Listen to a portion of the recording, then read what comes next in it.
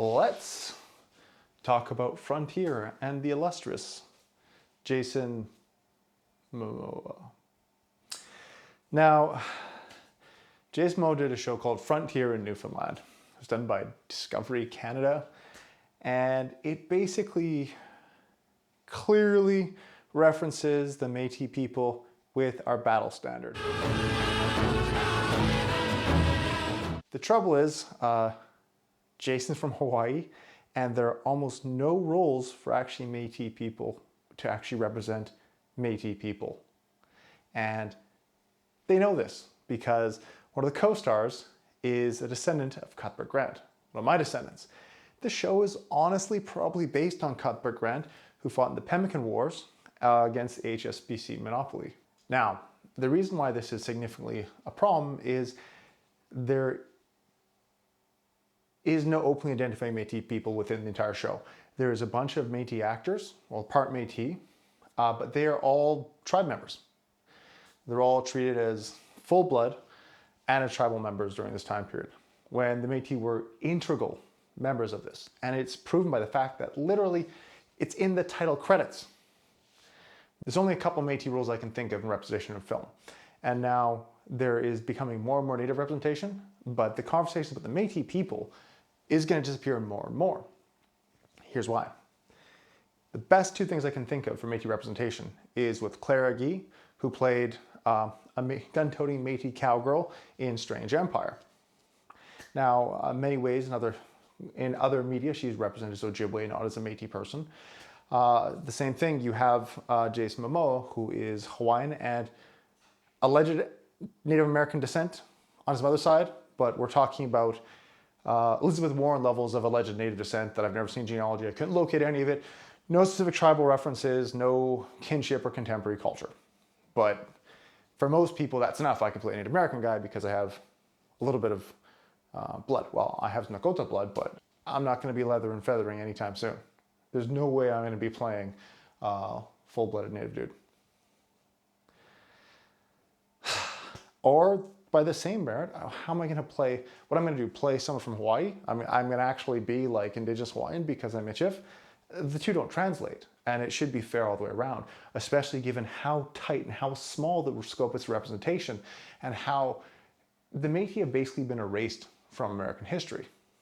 People don't know about the Real Rebellion. They don't know about Hill 57. They don't know about the work with the Montana Métis. They don't know the complete division, destruction, dispossession, everything that's going on. And so you now have a show that actually allows you to deal with that narrative and an actual historical suffering that is currently ongoing, attached to residential schools, like land stolen. Very bad mistreatment for many, many years. Still working through it. Overrepresentation in prison, overrepresentation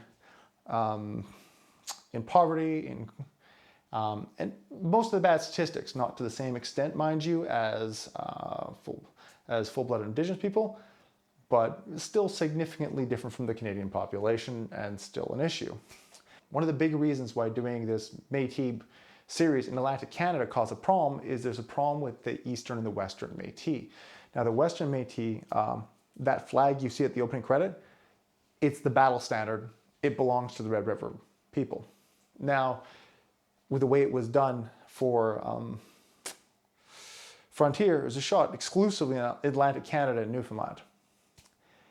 And I think that there's probably some correlation between the rise in Eastern Métis nationalism with this production.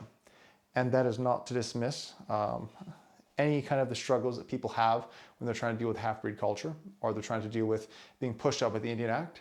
But that doesn't mean it's okay to appropriate the Métis culture and the Métis way because we've spent years fighting for it and dealing with it and trying to define ourselves. And by robbing us of that self-definition, it makes our work that much harder and is working against us. So that's a whole other conversation altogether, but the issue is that it dove into that really dealing with it. Not to mention, the villain's name was Grant. I mean, this is the same thing as Cuthbert Grant, the actual guy this is based on. So a vilified version of a guy that, you know, honestly, put pictures side by side, kind of looks a little bit like my ancestor. Now, the fact that people would allow Momoa, who is fundamentally Hawaiian, to simply take on an indigenous role and then treat him as indigenous actually shows how ignorant everyone is about it. Now, there was several cultural consultants on this film, and Momoa was an executive producer. I was actually upset to see one of these cultural consultants, because I'm actually usually a big fan of her, is El Magia Tail Feathers, Jackie Hokimawa Wit. Both of them aren't Métis.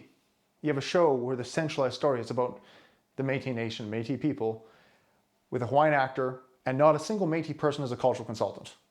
I've said this before, that Jim Jarmusch said this about Indigenous people.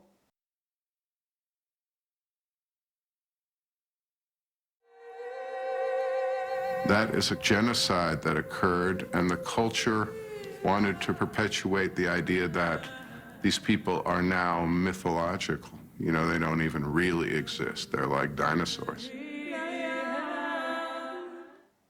And my response to that is that the Métis are the dinosaurs that dinosaurs tell stories about. There are so few roles where Métis people can actually represent and play Métis people, and generally they're gone off, they're sent somewhere else, or it's appropriated. I mean, you already have so many times where someone claims native ancestry, so they immediately get to play an indigenous guy or indigenous woman. But we know that's not how it works. But what about the Métis?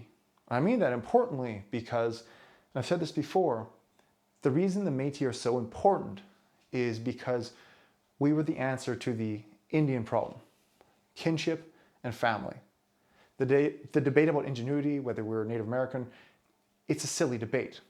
The point and the reason why the Métis are so important and so critically important to represent within culture and media is that we took the opposite path of genocide. We took the path of family, like I said. And when you throw that out, you throw away something extremely precious, extremely important. And so, yeah, as an executive producer, I'm kind of miffed at that. I've got a bit of a beef about that.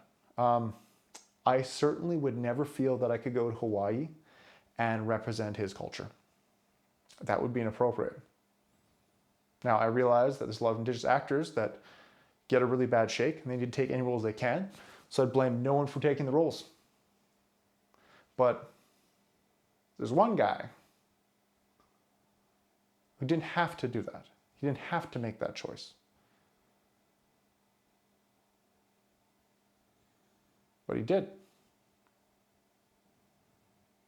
You know, we have this thing where in order to get something like Reservation Dogs made, you have to have good old Cog. All right, Mick, I'm Cog. I'm going to produce a series about Indigenous children in reserve. That's good. I'm from New Zealand. It's a bit different. But I'm going to be pretty supportive of getting this done. And deeply applaud him. Back in time, you'd get Jews or you would get Italians to play Native Americans. And you'd kind of do a bit of a red face. My question is, why is it different? I mean, Taika is different because he's supporting the development of Indigenous projects from the rear, using his power to actually help Indigenous storytelling. With Momoa, he puts himself right in the center of the action. And he puts himself in a cultural position that isn't actually his. It's, like I said, it's no more that I feel because I'm Métis, from the Flower Bead people. I don't feel like you go to Hawaii and represent anything from Hawaiian culture or circumstance, even if I had a small bit of Hawaiian ancestry. And I say the same thing about Nakota culture. I don't feel comfortable, and I've been pushed and I've been told it before. I've turned down these roles because I think it's unacceptable. I'm not going to put brown contacts in, have a fake tan put on me, have my hair darkened, and then be thrown into pretending that I am a full-blooded Native person when I'm not. Because when I'm taking someone's job in a place where there's very little representation. And now, when I talk about the Métis, we have next to none. We're 500,000 people as a nation, approximately. And it's very difficult to tell our story because we have been systematically marginalized and forgotten. And so, yeah, I don't think that it was appropriate. I think that Jason had a chance to tell some really important stories, and he went for the leathers and feathers. And he took the one part that undermines the constitutionally stated merciless Indian savages. And that's the Métis people. The fact that brotherhood and kinship and love was possible. And it wasn't in some weird white savior complex. It wasn't dances with wolves. There was actually intermarriage. There was family. There was a culture that developed, and it was symbiotic, and it was important. And we were part of alliances like the Iron Confederacy. We became part of the land, part of the people, and we were the new people. And so to see that never represented, to see that constantly taken away, and every opportunity there is to represent the new people, people go in a different direction because, you know, we're half-breeds. So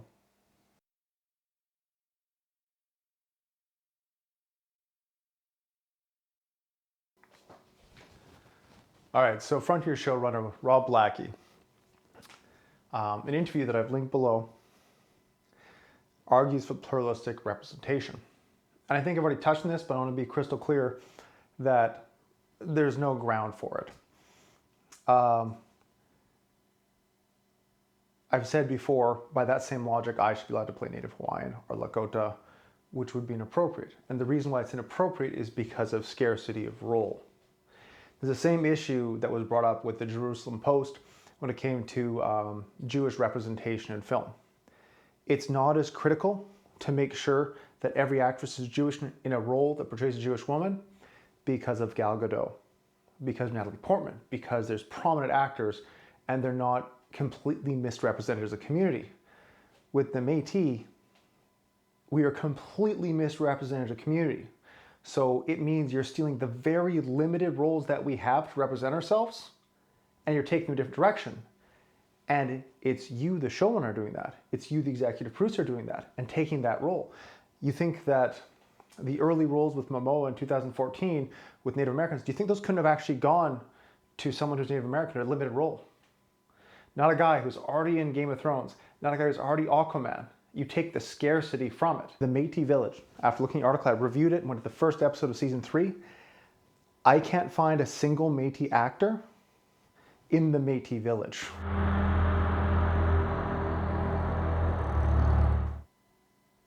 Can you imagine doing a black village or a plantation scene historically and not having a single black person on set? You go through a half-breed speech when there's literally no half-breeds. I guess Momoa is technically a half-breed, but he's not a Michif half-breed. He doesn't have our cultural experience to draw from that. And that wouldn't necessarily matter if we weren't so painfully and completely underrepresented, and that the opportunities to talk about it were so low because the genocide against the Métis people in the US was successful. Just ask Hill 57.